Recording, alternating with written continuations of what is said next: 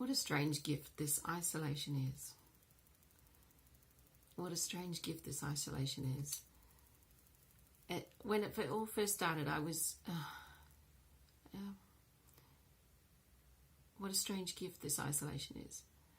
When it all first started, I was so thrilled to have some time and space around myself that I just couldn't believe it. And I was just... I don't know why I can't think clearly.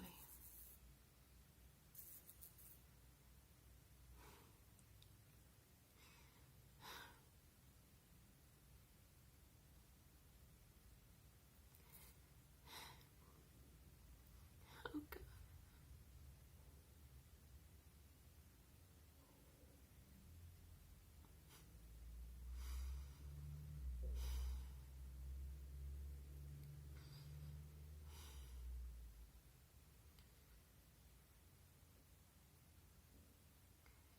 Last night in the wee hours of the morning, I lay awake in bed, tormented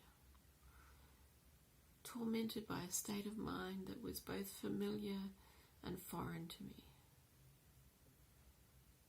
Something that I recoiled against and was fighting with and trying to deny and trying to stop it being. A state of fear and torment and panic. But I couldn't name it as that because it always seemed to be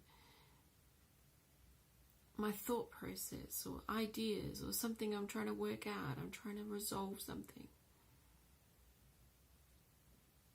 And last night something all met at some point in me where I just cried out to God.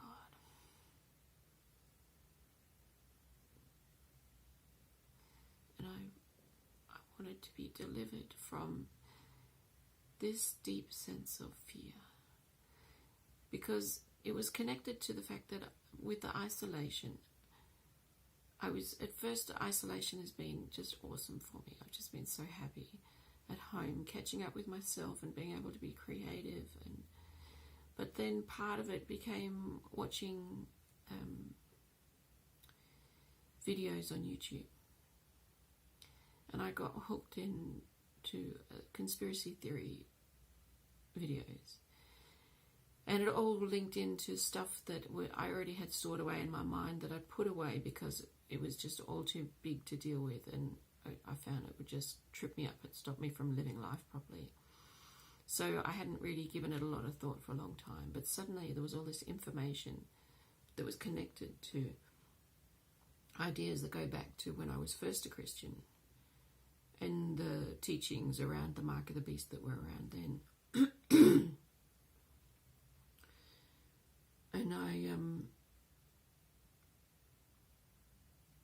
And then I've gone through stages where I've taken it on for myself, and I've seen what I see as like the state of the world, and then trying to sort of understand what I do about it, and seeing, getting my, like, I don't know how much to go into the actual theories at the moment, but anyway, I don't know how to do this.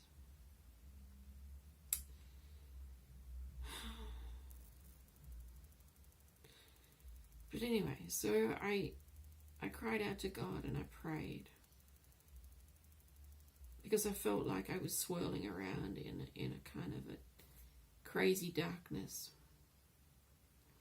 trying to grab hold of sane thoughts, something to hang on to, but everything is kind of moving and swirling, and it all seems to be centered around this darkness at the center that's everything I don't want.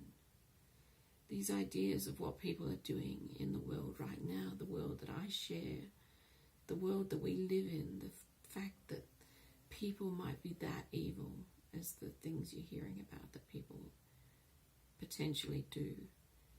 Or even, that like, not even conspiracy theories, but like the police just, they're talking about police cracking a circle of people into unspeakable things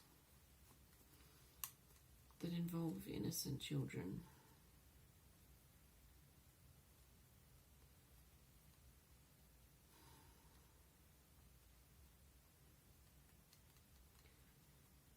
And so,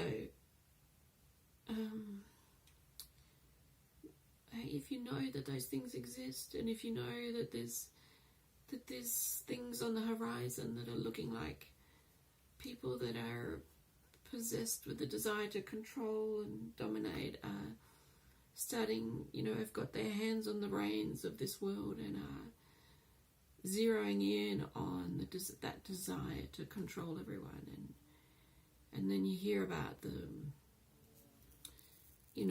potential weaponry of Wi-Fi and how it can be used to get rid of people that they don't want. Or anyway, I won't go into it all now because it's just so big, and there may be another chance for me to kind of lay out what I see and the way I see it, but I don't see that as being now, because it really just took me into that place where it's just so, it feels so heavy and so futile, and you just sort of can't get enough of it. You just keep going back for more because you're trying to it's like you're trying to resolve something by knowing something enough, as if you're going to kind of solve it somehow. But really, you can't do anything, no matter how true it is or not, or you can't even have a way of working out if it is true or not, ultimately.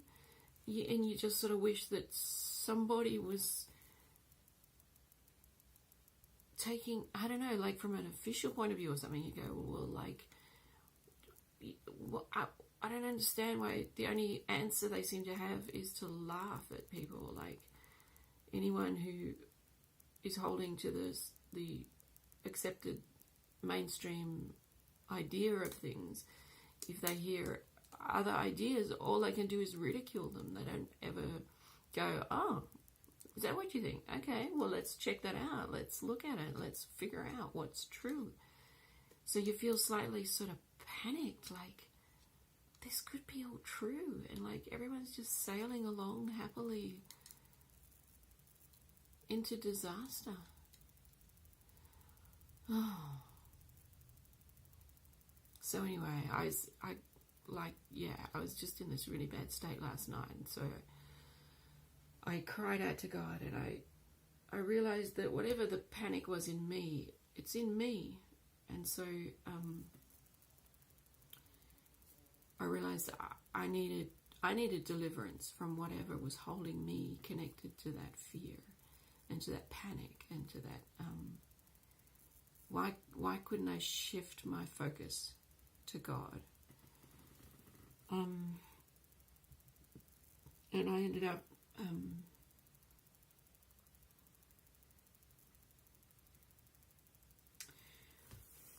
can't remember if I actually renounced anything. I don't know, like for people that have been walking with God for a long time, you know what it's like. Things come up and you have to deal with them, and so you deal with them, and you're trying to be sensitive to what the Holy Spirit's saying, and you want to deal with things as, to be as open to that work as you can be, so that things will be gone, and then you be able to get back to being in a good space. So I was kind of doing that, but it's like it was sort of linked into, and I think what I understand now is that it was linked into my own heritage, and that if you've got any part of you that is still aligned and connected to this world, then I think when you see the evil of this world, and you don't want any part of it, you have the kind of the fear, the dread, the horror of it is kind of connecting to you, I think. Anyway, the thoughts today, because I've been wanting to do a YouTube video for a while, and I've been wanting to talk about the things that I'm seeing and the things that I understand, and but I can never seem to cross over some line, some invisible barrier. I just keep trying and I keep hedging around it and procrastinating, and I keep trying to tell people this is what I'm going to do and this is what I'm going to do, and then I just can't step over it. And the thing that I thought today, before I did this, was wisdom in service of itself is futile. It becomes foolishness, and ultimately it's evil. So I feel that it's connected to the fact that I come from a background of maybe what you would call people in the sort of wisdom realm. So I would call that sort of the arts.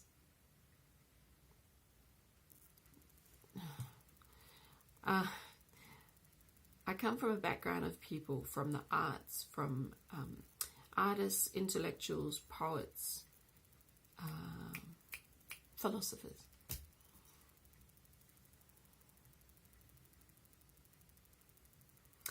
And I'm connected quite deeply into heritage from Melbourne in Australia of a bohemian kind of circle that started in like the 40s and 50s, I think.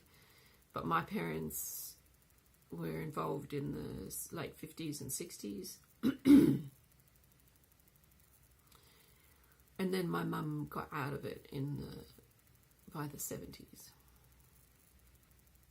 And she became very religious at that point and turned away from it and gave her life to God, you might say.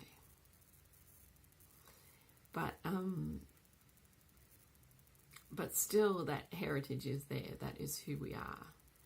And as God's been sort of unraveling all the layers of my psyche and all the different kind of imprisonments and traps and snares that the enemy has laid down in my soul, that it's just taken a really long time to unravel that and get to the bottom of it. And hopefully we're pretty close to the bottom now. But so today I took a painting out of my lounge room. This is a painting that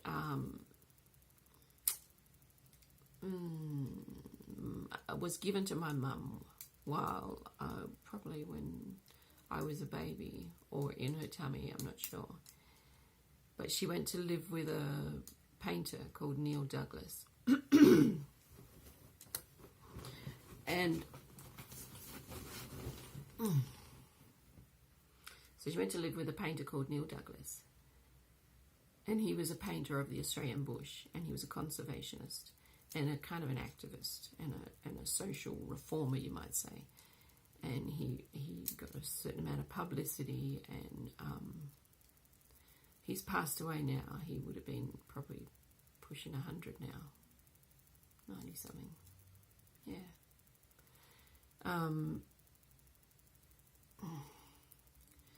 So Neil was a kind of father to me in a way, in a symbolic way, not in a practical way. He was never really part of my life. But he was sort of symbolically more of a father figure in a way, in a symbolic way, than my real father.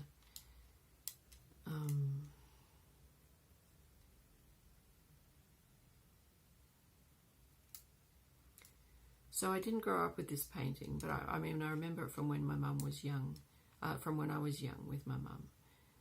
But it was a painting of the Australian bush, and it was called the Kangaroos Meeting Ground or something like that. And it's in his style, which is really strong, and it's sort of almost abstract, the way he sees the Australian bush, and he just had a real vision for understanding, because he loved the Australian bush.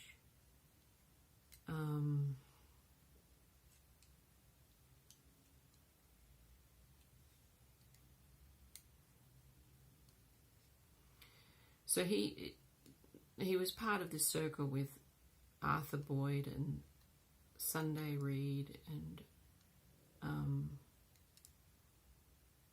and a whole bunch of people that it became really big names. And he's in there, and I can't remember if there's I think he's been more in a book recently. He designed Sunday Reed's garden in Heidelberg, and so he's completely in that circle, and he was an important player and a very big kind of philosophical source, like these people were all big ideas people, and exploring the big questions, but from a position of no God. That's kind of because you're sort of like working from a scientific basis, really. So God sort of belongs to ordinary people that are kind of I'm going to use the word bourgeois, but because if anyone knows what that means, the associations, that's kind of probably appropriate. But in Australia, we talk about being suburban. So the idea of being suburban is you're just a sort of ordinary person that's going to work like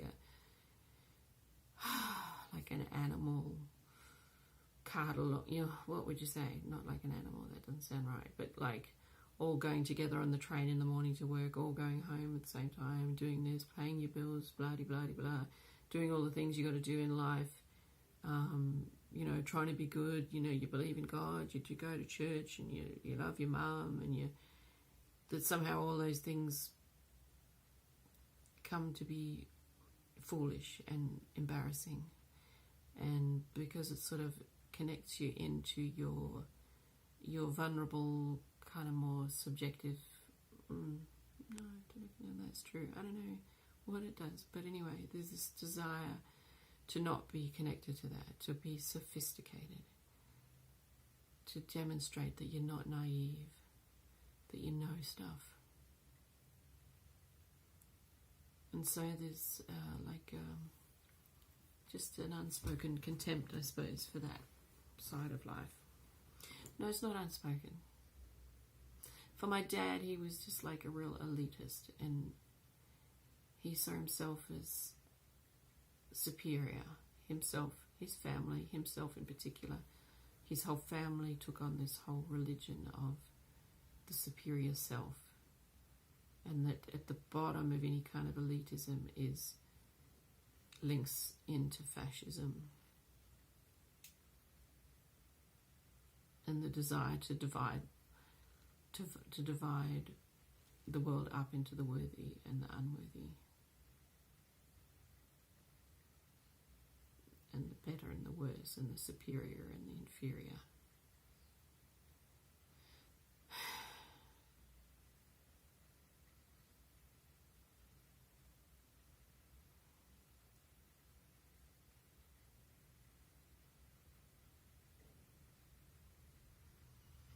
Anyway, sorry, let me think. What do I want to say? So I wanted to say that wisdom in service of itself is foolishness.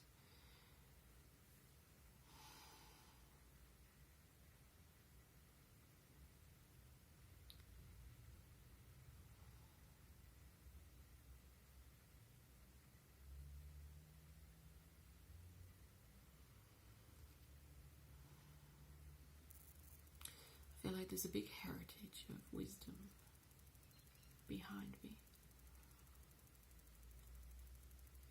And every layer of myself I get to, I have to give it over to God. And I feel like I've just hit another layer.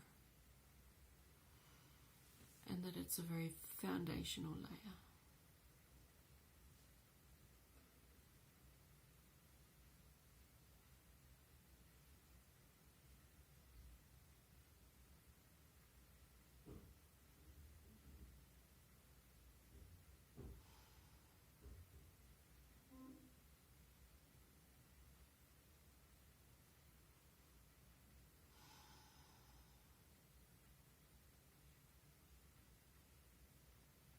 All that cleverness. Oh, I don't know how to.